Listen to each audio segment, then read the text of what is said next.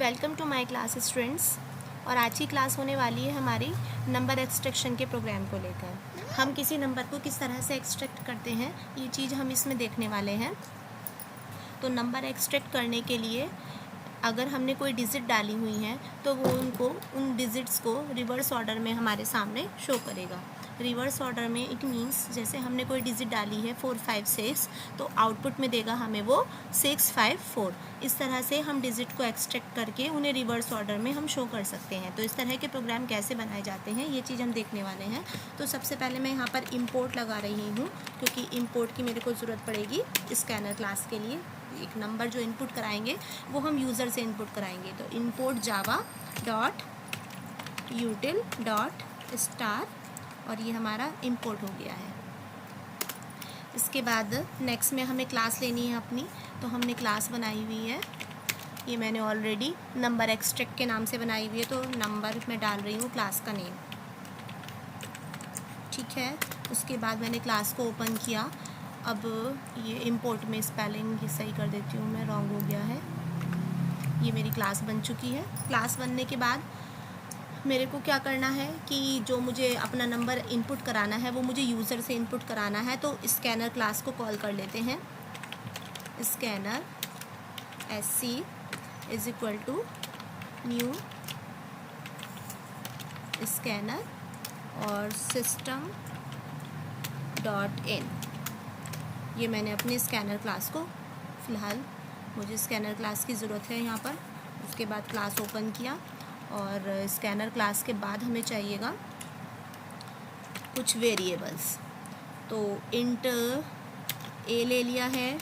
उसके बाद एक डिजिट के नाम से ले लेते हैं। डिजिट में मैंने 0 को इनिशियलाइज़ करा दिया है। और उसके बाद एक और वेरिएबल की ज़रूरत पड़ेगी, तो कोई भी एक वेरिएबल मान लेते हैं D। इसके बाद आगे चलते हैं। अब यूज़र से इनपुट कराना है, तो यूज़र से इनपुट करा लेते हैं एक वैल्यू A के अंदर। तो A is equal to SC dot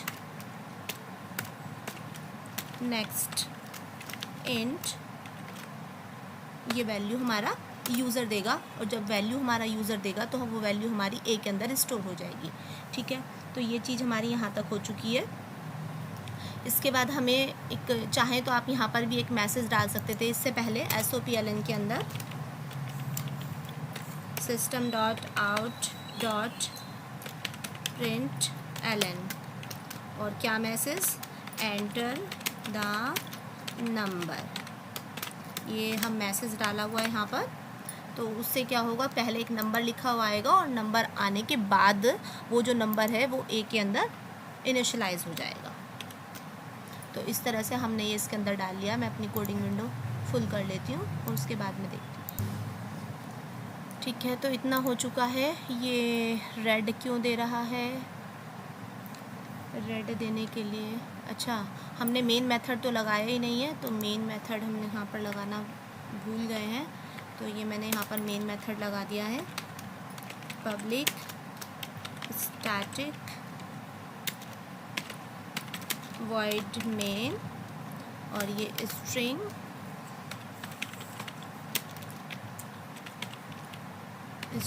args, ठीक है। ये सब कुछ हो चुका है। इसके बाद स्कैनर क्लास भी यहाँ लग चुकी है।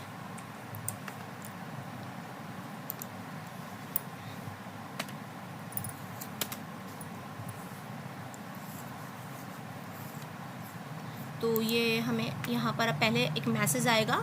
उस मैसेज के बाद मैसेज में लिखा हुआ आएगा कि भाई एक यूज़र से कहा जाएगा कि भाई एक नंबर एंटर कर दो, और नंबर एंटर करने के बाद उस नंबर को A के अंदर रिसीव कर लिया जाएगा। A is equal to SC dot next int हो जाएगा, ठीक है। इतना होने के बाद अब हमें यहाँ पर एक कंडीशन की ज़रूरत पड़ने वाली है कि जो हमारा नंबर है वो चेक हो जाए। तो यहाँ पर मैं वाइल लगा रही हूँ, वाइल लूप से मैं ये प्रोग्राम बनाने वाली हूँ।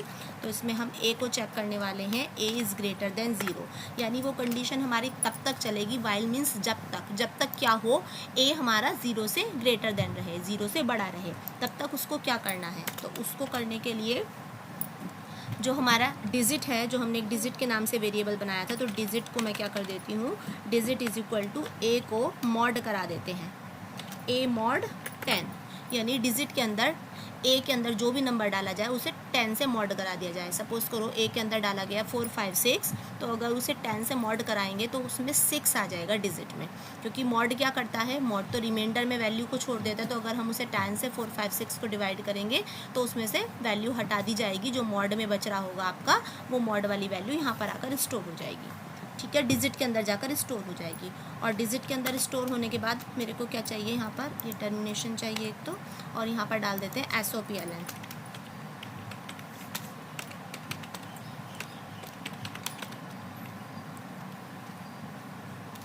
सिस्टम डॉट प्रिंट, और इसके अंदर डाल देते हैं डिजिट।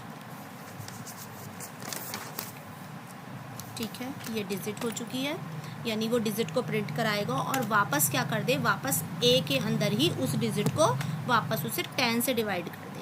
तो 10 से डिवाइड करने के पर क्या होगा, देखिए मॉड में रिमाइंडर वैल्यू छोड़ती है और 10 से डिवाइड करने पर जो उसका डिवाइड करके वैल्यू आ रही होगी वो छोड़ेगा वहाँ पर। तो बेसिकली क्या हमारा काम होने वाला है कि जो हमारी ये डिजिट है, सबसे पहले इस डिजिट को, यानी जो नंबर ए के अंदर स्टोर हुआ है उस ए नंबर को 10 से मॉड करो और उसका जो आंसर आए उसे डिजिट के अंदर स्टोर कर दो। उसके बाद डिजिट को इनपुट करा दीजिए, यानी स्क्रीन पर डिस्प्ले करा दीजिए, और ए के अंदर जो वैल्यू है उसे 10 से अब डिवाइड कर दो। और ये प्रोसेस तब तक चलता रहना चाहिए जब तक कि ए 0 से ग्रेटर देन रहे। ये प्रोसेस तब तक ऐसे ही कंटिन्यू चलता रहना चाहिए। तो ये सब मैंने लगा दिया यहाँ पर, ये मैंने अपनी क्लास को क्लोज़ कर दिया है और ये लगभग ओके हो चुका है। फिर से देख रहे हैं एक बार, import java.util, क्लास को कॉल किया है, क्लास के बाद मेन मेथड को कॉल किया है, मेन मेथड के बाद हमने स्कैनर क्लास लगाई है यहाँ पर, और स्कैनर के बाद वेरिएबल्स का डिक्लेरेशन किया है। इसके बाद system.output.println लगाया है, उसके अंदर हमने एक मैसेज प्रिंट कराया है, एंटर द नंबर। तो नंबर हमारा स्क्रीन पर प्रिंट होकर आना चाहिए। उसके बाद जो वो नंबर प्रिंट होकर आएगा वो ए के अंदर स्टोर हो जाना चाहिए, यानी ए के अंदर वो नंबर स्टोर हो जाएगा। उसके बाद एक कंडीशन चेक करेगा कि while A is greater than 0, अगर ए जो है हमारा 0 से बड़ा है तो क्या करना है आपको, ए को पहले मॉड कराना है और डिजिट के अंदर स्टोर कर देना है, और मॉड कराने के बाद जो वो डिजिट के अंदर नंबर स्टोर हुआ है उसे डिस्प्ले कर देना है, और वापस ए को 10 से मॉड कर देना है। ठीक है, और ये सब काम तब तक चलते रहना है जब तक कि हमारा ए 0 से बड़ा ना हो। बस इतना सा प्रोग्राम है, आप इसे रन करके देखिए, इस तरह से हमारा डिजिट एक्सट्रैक्शन हो जाएगा। ये क्लास मैंने कंपाइल की है, नो सिंटैक्स एरर आ रहा है, इसलिए अब हम इसे रन करके देख लेते हैं। तो मैं इसे रन कर रही हूँ प्रोग्राम को, और ये रन हो गया है। यहाँ पर एंटर द नंबर 789, और यहाँ पर रन हुआ है 987। तो ये डिजिट एक्सट्रैक्ट हो गई है, 987 आ चुका है यहाँ पर। तो बस इतना सा ये प्रोग्राम था। आप जो है इस प्रोग्राम को इसी तरह से रन कर सकते हैं। इसमें आप कोई और रिवर्स करके भी नंबर ले सकते हैं, नंबर सिर्फ आपका रिवर्स हो जाएगा उसमें और वहीं पर रहेगा, यानी कि ये जो 789 है, ये जो लाइन ब्रेक होकर आ रहा है वहाँ पर आएगा आपका 987। तो उसके लिए आपको सिर्फ SOPLN में थोड़ा सा चेंज करना होगा, तो वो आप करके देख सकते हो, और अदरवाइज़ हम वो प्रोग्राम नेक्स्ट वीडियो में डिस्कस करेंगे। Thank you for watching.